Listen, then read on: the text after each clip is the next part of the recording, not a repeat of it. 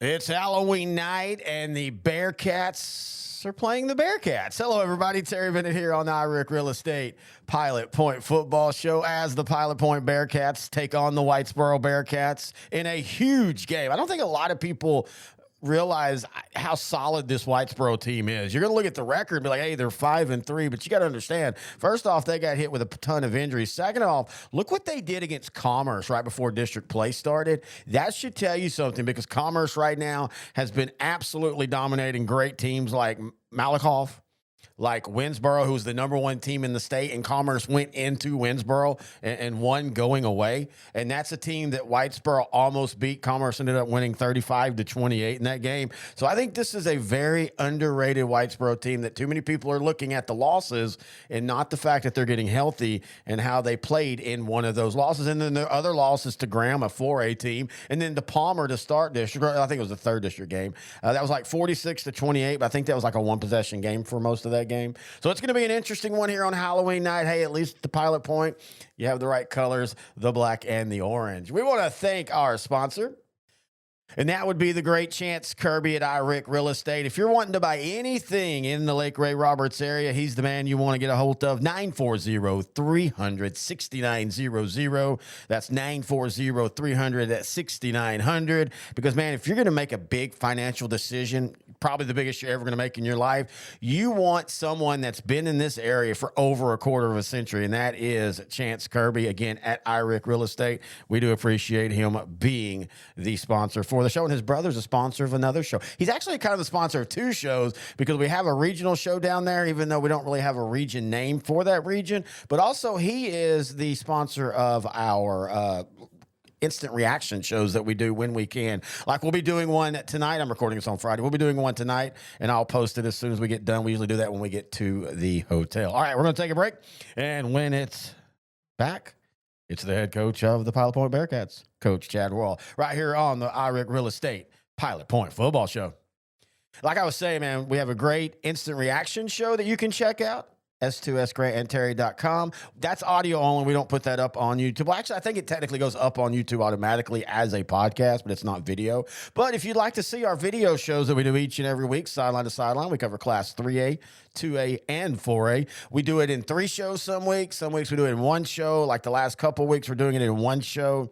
Next week, we'll do it in 1 show. But then for the first few rounds of the playoffs, we'll split it up into individual shows, because there's just so much to talk about with those first and second rounds. So you can check all that out. Go to youtube.com/@L4 Media Company. Now let's get back to the coach's show. Terry Bennett back here on the Pilot Point Football Show. Now joined by the head coach of the Bearcats, Coach Chad Worrell. And Coach, you come off the game against Pottsboro, 35-14. It started off a lot like that Palmer game, but as you had said last week, Pottsboro was a little bit different of an opponent. What were your thoughts on the game? Yeah, we definitely got the fast start that we were looking for. We just kind of felt like, all week that kind of felt like, we were going to have to play a mistake-free football. And, we made some mistakes to give up some possessions. We had a turnover there when it was 14-14, and then we had a huge, penalty, got behind the chains. And we felt like we were behind the chains a lot during the night, like with pre-snap penalties, and, breakdown here and there. And, just made, it wasn't a lot of mistakes. Our kids played hard, and they, we played well. And I thought we battled the entire game. We just had some timely, whether it be a penalty or a turnover or misassignment or something. I mean, it seemed like when we did have a mistake, they were able to take full advantage of it, kind of put us behind the chains and cost us a couple of possessions. Yeah, and, we had talked again, the difference between them and Palmer is you felt that against Pottsboro, you had to have that razor-thin margin of not making mistakes. But overall, though, this was another good kind of see where you are compared to other teams in the area game for you. No, it was. Like I said, the positive of it, which has been all year long, is, the kids played hard. I mean, it was a physical game. We came out pretty beat up, and it was kind of good that we played that game on Thursday. We had an extra day to get ready for this week.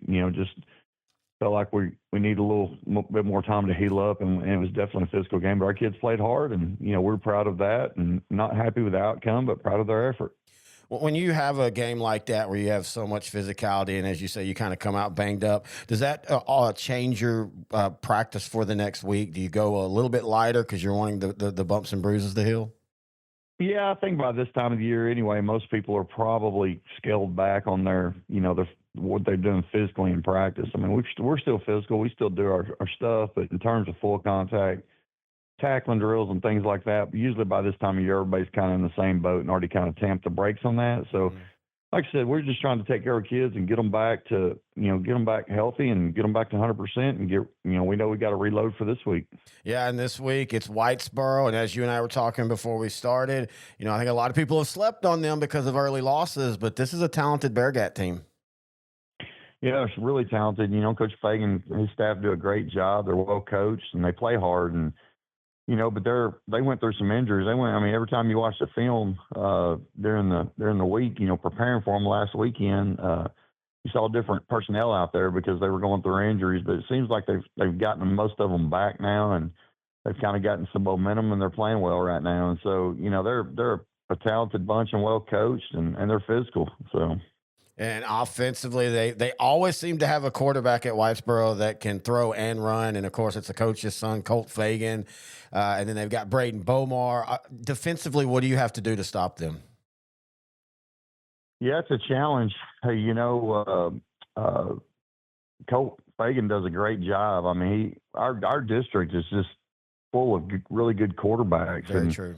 And he's just another one that's there and that makes great decisions and can take a game over, with his feet and his arm. And, you can definitely tell he's a coach's kid. He's got that, he's got that head on his shoulders that makes good decisions. And, I think they allow him a lot of room on their RPOs and stuff to read the defense and make plays. And, man, he does a great job of it. And, yeah, their receivers are a talented bunch, and they're running back and their offensive line. I mean, their offensive defensive lines are always physical. Whitesboro was in the district with me whenever I was at Brock for several years. We had, several opportunities to play them in some tough games. And one thing is, I mean, Coach Fagan's teams are always physical and they always play extremely hard. And, we know they're going to do that tonight.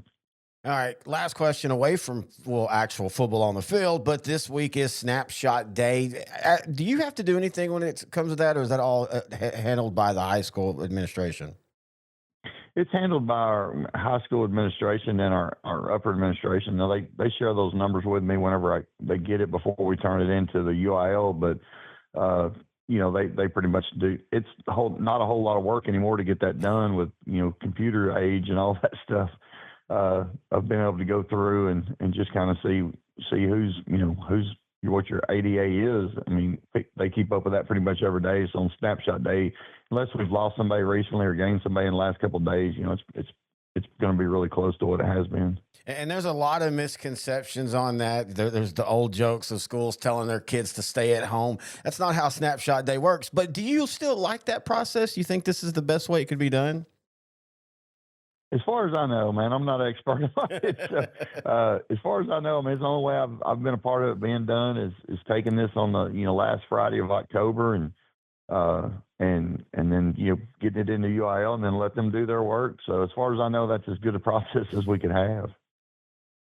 As always, I do want to thank Coach Wolf for joining us here. A little bit of a shorter show, partly because everything had to get moved to Friday. The last two coaches' shows days have been right on game days for all my coaches, and I don't usually do it that way.